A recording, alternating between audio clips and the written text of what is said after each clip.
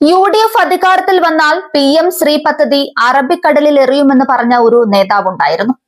മറ്റാരുമല്ല, KM ഷാജിയാണ് ആ നിലപാടുകളുടെ പ്രമുഖൻ. പക്ഷെ അറബിക്കടലിൽ വല വീശി എറിഞ്ഞിട്ടും ഇറങ്ങി തപ്പിയിട്ടും എറിഞ്ഞ സാധനത്തിന്റെ ഒരു തുമ്പ് പോലും കിട്ടിയിട്ടില്ല.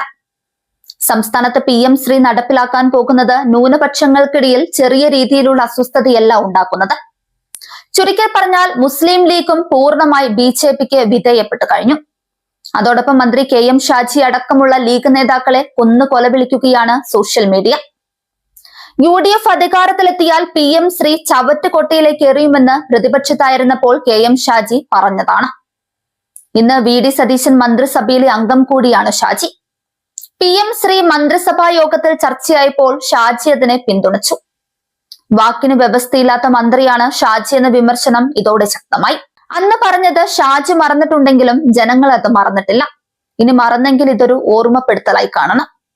PM ശ്രീക്കെതിരെ അന്ന് ഷാജി നടത്തിയ പ്രസംഗം ഇങ്ങനെയാണ്: നിങ്ങൾ എനിക്ക് വോട്ട് തന്ന് വിജയിപ്പിച്ചാൽ UDF സർക്കാർ അധികാരത്തിൽ വന്നാൽ ഗാന്ധിജിയെ തള്ളിപ്പറയുന്ന, നെഹ്റുവിനെ താഴെയിറക്കുന്ന പാഠപുസ്തകങ്ങളിലേക്ക് ഗാന്ധിജിയും നെഹ്റുവും കയറി വരും. PM ശ്രീ എന്ന പദ്ധതി വലിച്ചു ചവറ്റുകൊട്ടയിലേക്ക് ഞങ്ങൾ എറിയും.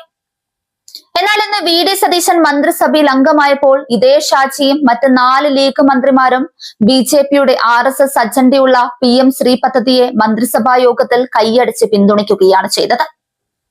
ജയിച്ചു കഴിഞ്ഞാൽ ആദർശവും വാക്കും മറക്കുന്ന ലീഗ് രാഷ്ട്രീയത്തിന്റെ ജീർണതയാണ് ഇതിലൂടെ തെളിയുന്നത്. PM ശ്രീ പദ്ധതി നടപ്പാക്കാൻ തങ്ങൾക്ക് നിയമപരമായ ബാധ്യതയുണ്ടെന്ന UDF സർക്കാരിന്റെ വാദം പച്ചക്കള്ളമാണെന്ന് AK ബാലൻ കുറ്റപ്പെടുത്തി. കേരളത്തിന്റെ പൊതുവിദ്യാഭ്യാസ മേഖലയെ കാവ്യവൽക്കരിക്കാനുള്ള കേന്ദ്ര നീക്കം തിരിച്ചറിഞ്ഞ് LDF സർക്കാർ ശക്തമായി മരവിപ്പിച്ചു നിർത്തിയ പദ്ധതിയാണിത്. എന്നാൽ അധികാരത്തിലേറി നാളുകൾക്കുള്ളിൽ തന്നെ RSS അജണ്ടകൾക്ക് UDF സർക്കാർ സംസ്ഥാനത്ത് ചുവപ്പ് പരവതാനി വിരിച്ചു നൽകിയിരിക്കുകയാണ്.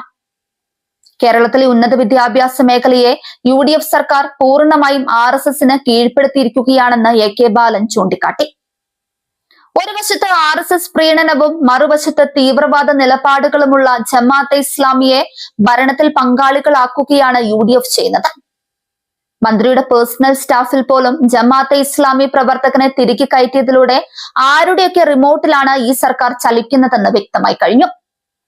വോട്ട് ബാങ്ക് രാഷ്ട്രീയത്തിനായി ജനങ്ങളെ വഞ്ചിച്ച UDFന്റെയും BJPക്ക് ദാസ്യവേല ചെയ്യുന്ന മുസ്ലിം ലീഗിന്റെയും ഇരട്ടത്താപ്പിനെതിരെ വരും ദിവസങ്ങളിൽ ശക്തമായ ജനകീയ പ്രതിരോധം ഉയരുമെന്ന് AK ബാലൻ മുന്നറിയിപ്പ് നൽകിയിരിക്കുകയാണ്.